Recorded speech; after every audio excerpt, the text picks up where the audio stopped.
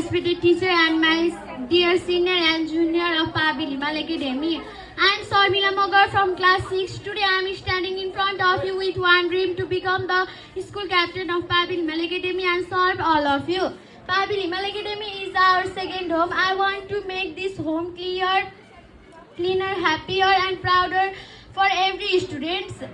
If you choose me as your school captain, I will promise to be the voice of Pabil Himal Academy student. Your ideas will reach out to our teachers and principals. Keep our classroom, playground and school get clean and green. Stop piling and make sure every student feels safe and respected here.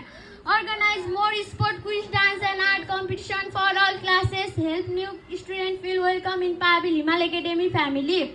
Work with teachers to make Pabil Himal Academy the best school in the area.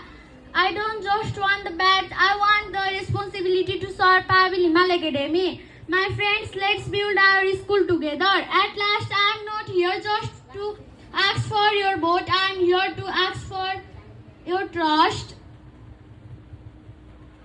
At last, I will say in Nepali language.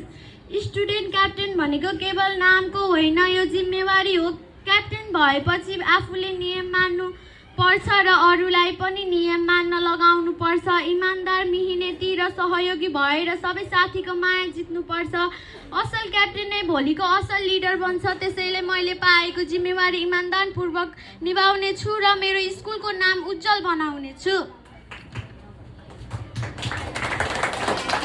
School क्याप्टेनको काम आफू अनुशासित भई अरूलाई पनि अनुशासित बनाउनु हो.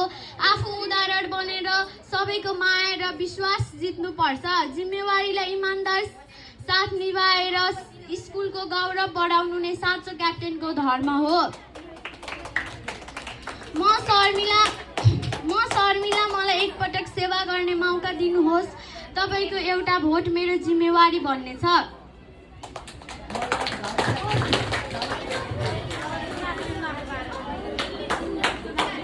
मेरो चुनाव चिन्ह रहेको छ फ्यान. हजुरहरूले माथि पनि हेर्न सक्नुहुन्छ. यो माथिको के हो? यस्तो गर्मी महिनामा फ्यानले चिसो हावा दिन्छ हो कि होइन?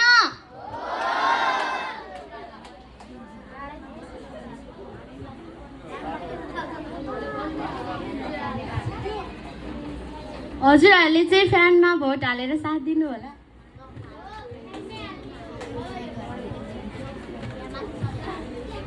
हजुरहरूले चाहिँ भोट हाल्दाखेरि यो माथिको लाइनलाई पनि टच नगर्नु होला र तलको लाइनलाई पनि टच नगर्नु होला. हजुरहरूले फ्यानमा हालिदिनु हुन विनम्र अनुरोध गर्दछु. धन्यवाद.